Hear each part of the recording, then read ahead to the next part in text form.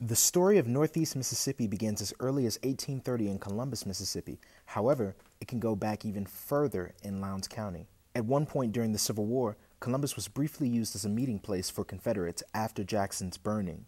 Columbus served more as a hub for hospital recovery, had an arsenal, and even distributed food to soldiers.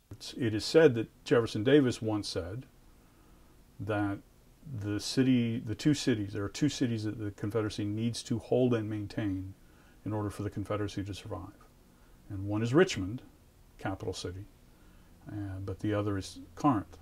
During the Battle of Iuka, however, the Confederates' battle against the Union proved unsuccessful. The Confederates would soon try to secure Corinth in 1862 during the Battle of Corinth. The University of Mississippi's involvement in the Civil War is also noteworthy with the creation of the University Greys, a group of students fighting for the Confederacy.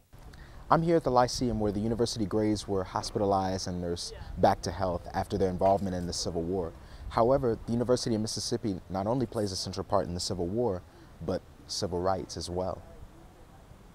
After 1954's Brown v. Board decision to integrate public schools, James Meredith soon begins to write his application to the University of Mississippi, declaring it as his divine responsibility.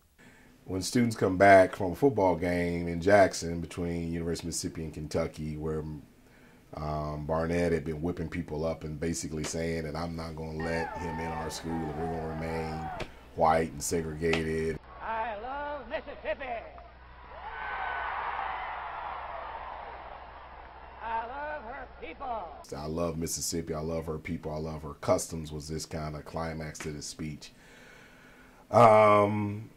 The students began to trickle back on campus. They began to see these marshals around the Lyceum, and so they began to feel like they'd been duped. Students and others began to harass the marshals until everything begins to take a more violent turn. As it began to get darker, it began to be a lot more aggressive. The marshals had to use tear gas. Eventually, of course, gunshots began to ring out.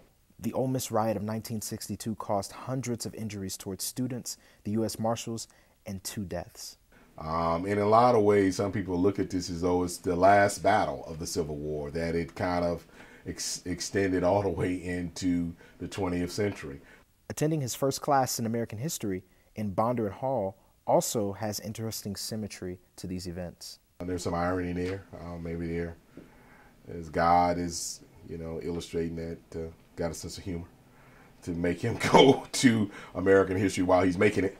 One could call it irony, but perhaps others would refer to it as a divine calling.